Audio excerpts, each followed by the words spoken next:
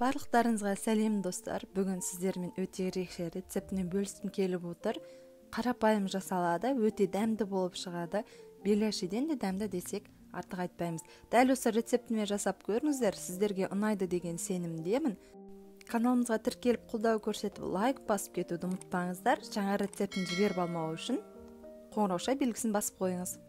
Ең алдымен ыстық қайнаған суды құйып, оған 1 шай қасық тұз салып жақсылап араластырамыз. Жалпы қажетті заттардың мөлшері видеода және описание бөлімінде көрсетілген.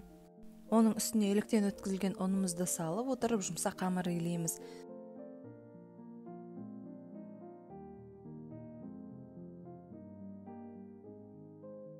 Қамырымызды толықтай илемей тұрып, осылай ортасында сұйық майды қосып, тағы да ары қарай жалғастырып илей береміз. Егер де сіздерде ұн жетпей қалған болса, тағы біраз ұн қосып араластырсаңыздар болады.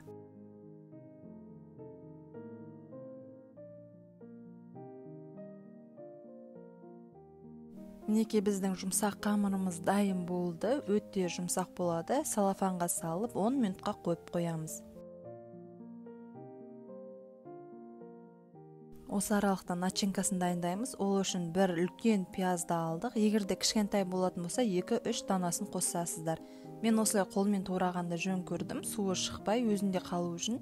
Болмаса блендерге салып, езіп алсаңыздар да болады. Пиязды барынша ұсақ қылып тураймыз.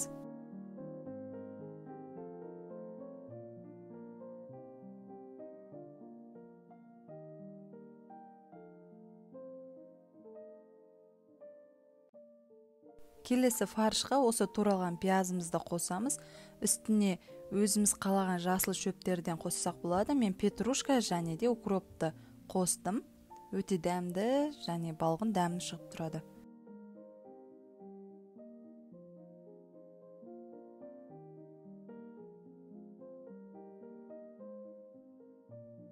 Енді дәміне қарай тұз, қара бұрыш, паприка қосып және де суық судан құйып жақсылап араластырамыз.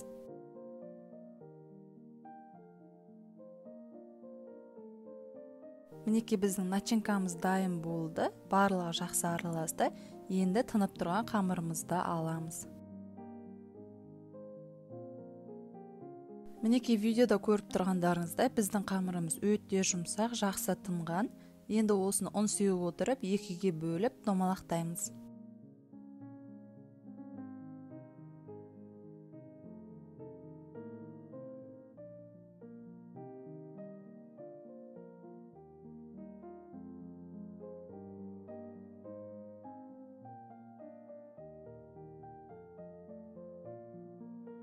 Бір бөлігін шетке алып қоя тұрамыз. Кеуіп қалмау үшін салафанға салып қоюды ұмытпаңыздар.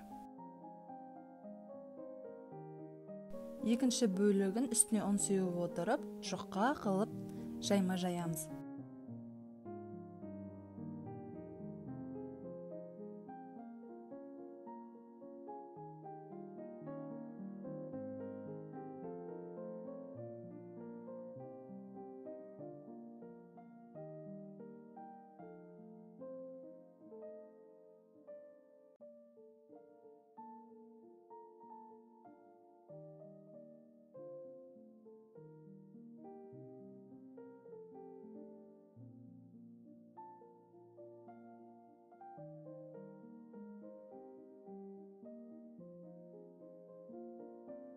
Жаймамыздың арасы жабыс қалмау үшін жұқалап ұн сеуіп, видеода көріп тұрғандарыңыздай оқтауға жинап, дәл осы әдіспен жаймамызды бөлетін боламыз.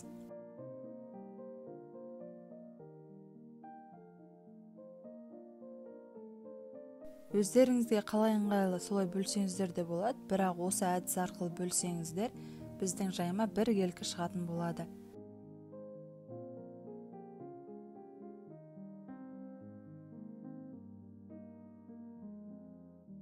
Барлығын кесіп алғаннан кейін бірінің үстіне бірін осылай ұзыншақ қылып жайып қойып шығамыз. Және де бір айта кететіні, жайманы өте жұқа қылып жаймаңыздар. Менде кішкене жұқарақ болып кетті. Аздап осыдан қалыңдау болса, идеальный қамыр болып шығады.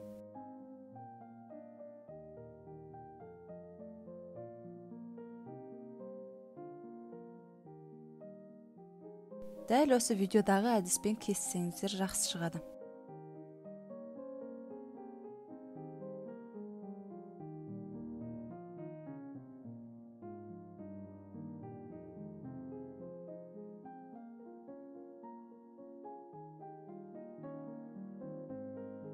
Енді әрбір қамырымызға осылай жарты шай қасық фаршты, яғни начинкамызды салып шығамыз.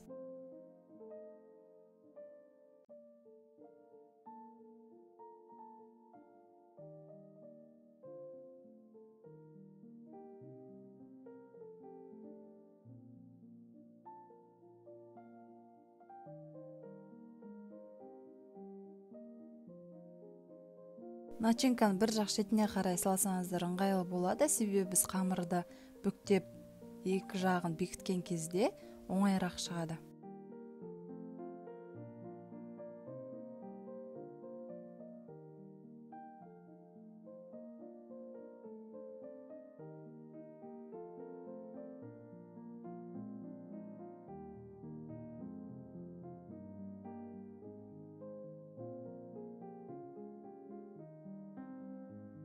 Мінекей біз барлығын бекітіп болдық. Енді екі жақ шетін шанышқының көмегімен басып шығамыз.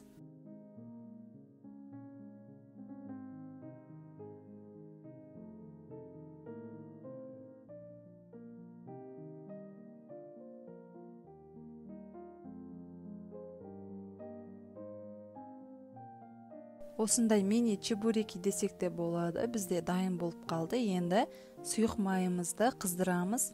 От қатты болмауы керек, орташадан сәл жоғары болса жеткілікті. Біздің мини чебурекиміздің екі жағы сәл қызарғанша осылай майға сапырып аламыз. Аса қызартпай сүзіп алатын боламыз.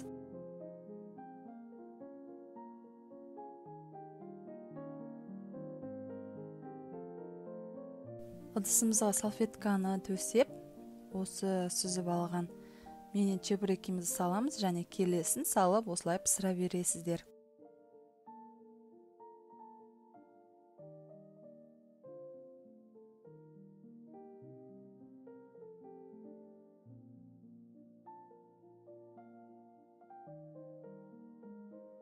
Мінекей достар, осымен біздің ерекше дайындалатын мини чебурекиларымыз дайын болды. Өте дәмді. Осы әдіспен жасап көріңіздер, тез дайын болады, көп уақыттарыңызды алмайды.